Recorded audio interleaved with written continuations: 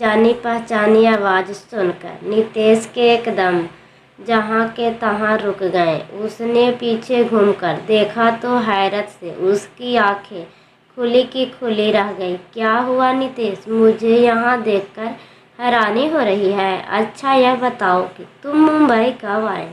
उसने नितेश से एक साथ कई सवाल किए, लेकिन नितेश ने उसके किसी भी सवाल का कोई जवाब नहीं दिया और चुपचाप आगे बढ़ गया। वह भी उसके साथ साथ आगे बढ़ गई। कुछ देर नितेश के साथ चलते हुए उसने झिकझिकते हुए कहा, नितेश, मैं काफ़ी अरसे से दिल भर मारा बोझ लेकर जी रही हूँ। कई बार सोचा भी कि तुमसे मिलूं और मन की बात कहकर दिल का बोझ हल्का कर लूं, मगर आज हम मिले ही गए तो क्यों न तुमसे दिल की बात कहकर मन हल्का कर लूं। नितेश, मैं पास रहती हूँ, तुम्हें कोई एतराज़ नहीं तो है ना? थोड़ी देर बैठकर बात कर ले। नितेश के वही ठीक ठाक गए। उसने ध्यान से उसके चेहरे को देखा। उसके चेहरे पर गुजारिश के नाच थे। नितेश चुप्पी को देखकर निराश बदल रहे थे। नितेश, अगर तुम्हारी इच्छा नहीं है तो रहने दो, उसने मायूस होते हुए कहा। नितेश ने उसके मन के दर्द को महसूस करते हुए धीरे से कहा, तुम्हारा घर इधर उस चाल में, उससे सामने की तरफ इशारा करके कहा। लेकिन मैं ज़्यादा देर तक तुम्हारे साथ रुक नहीं पाऊंगा। जो कहना हो जल्दी कहो। माँ ने उसे कहा था, बेटा कमली मुझे बहुत अच्छी लगती है। तेरे पीछे वह जिस तरह मेरी देखभाल करती है उस तरह तो मेरी अपनी बेटी होती है तो वह भी नहीं कर पाती। मैंने सोचा कि तेरी शादी मैं कमली से ही कराऊंगी, क्योंकि मुझे पूरा यकीन है कि वह तेरा अच्छा घर तरह संभाल लेगी। नितेश मन से अभी शादी करने को तैयार नहीं था। उसकी इच्छा थी कि पहले वह अच्छा पैसा कमाने लगे, शहर में किराए के मकान को छोड़कर अपना मकान बना ले, कुछ पैसा इकट्ठा कर ले ताकि भविष्य में पैसा के लिए किसी का मुंह ना ताकना पड़े। लेकिन माँ की खुशी के लिए उसे अपनी इच्छा का गला घोंटकर कमली से शादी करने पड़ी। शादी के कुछ ही महीनों बाद अचानक नितेश की माँ की तबीयत बिगड़ गई। काफ़ी इलाज के बाद भी वे बच नहीं पाई। नितेश कमली के अपने साथ शहर ले आया। वहाँ कमली के रहन सहन, खान पान, बोलचाल और पहनने ओढ़ने में एकदम बदलाव आ गए। उसे देखकर लगता ही नहीं था कि वह गांव की वही अल्हड़ और सीधी साधी कमली है जो कभी सजना संवरना भी नहीं जानती थी। कमली में आए इस बदलाव को देखकर नितेश को जितनी खुशी होती है उतना ही दुख भी होता था, क्योंकि वह दूसरे की बराबरी करने लगती थी। पड़ोस की कोई औरत 2000 रुपये की साड़ी खरीदती तो वह 3000 रुपये की साड़ी मांगती।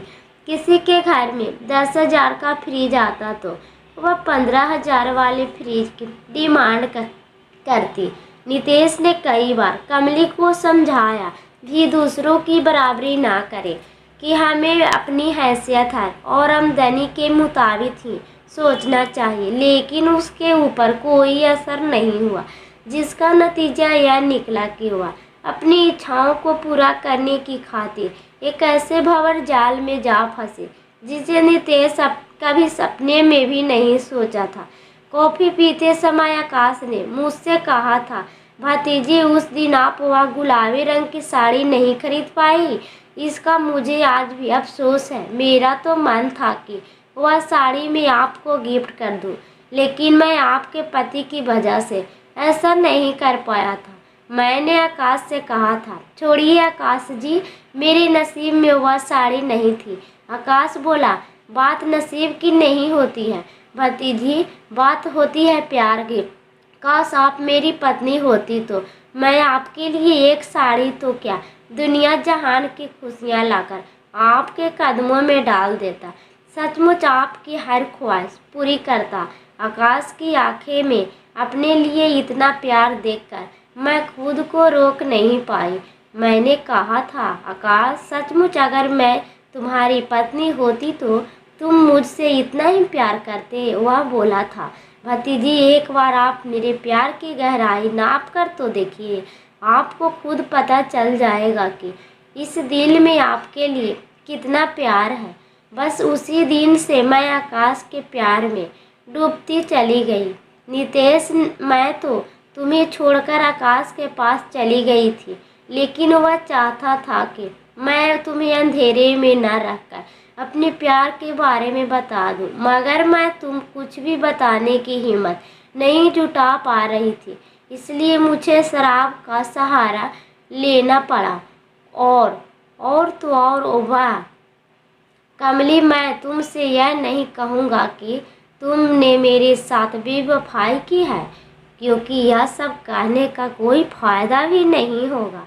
हाँ, इतना ज़रूर कहूँगा कि आकाश जैसे पैसे वाले लोग के पास दिल नहीं होता है।